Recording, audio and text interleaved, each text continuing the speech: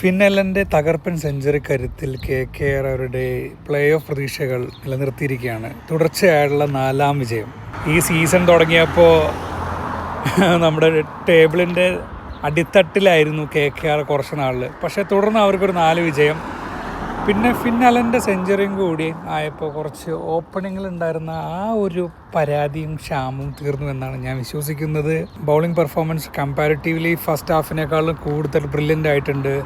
മികച്ച രീതിയിൽ തന്നെയാണ് എല്ലാവരും ബോൾ ചെയ്യുന്നത്. എസ്പെഷ്യലി സുനിൽ നരേൻ, കാർത്തിക് ത്യാഗി, പിന്നെ നമ്മുടെ സ്വന്തം ചക്രവർത്തി വരുണിന് എന്തോ പരിക്കാണ് പറ്റിയിരിക്കുന്നത്. ആദ്യ മാച്ചിൽ കയറിപ്പോയി, പക്ഷേ അത് എത്രയും പെട്ടെന്ന് സുഖം പ്രാപിച്ച് തിരിച്ചു വരട്ടെ എന്ന് ഞാൻ ആശംസിക്കുന്നു.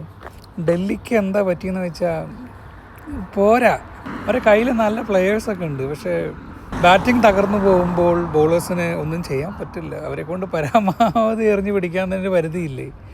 142 റൺസ് എടുത്തുള്ളൂ എന്ന്. അത് നമ്മുടെ അണ്ണൻ്റെ സെഞ്ചുറി കരുത്തിൽ അവരങ്ങ് ചേസ് ചെയ്തു KKR. കൊൽക്കത്തയ്ക്ക് താഴെയായി ഡൽഹി. That's good. ഇനിയും കോമ്പറ്റീറ്റീവായിട്ടുള്ള കുറേ മത്സരങ്ങൾ വരുമെന്ന് പ്രതീക്ഷിക്കുന്നു. കൺസിസ്റ്റൻ്റായിട്ട് വീഡിയോ ചെയ്യാൻ പറ്റട്ടെ എന്ന് ഞാനും ആഗ്രഹിക്കുന്നു. സലാം.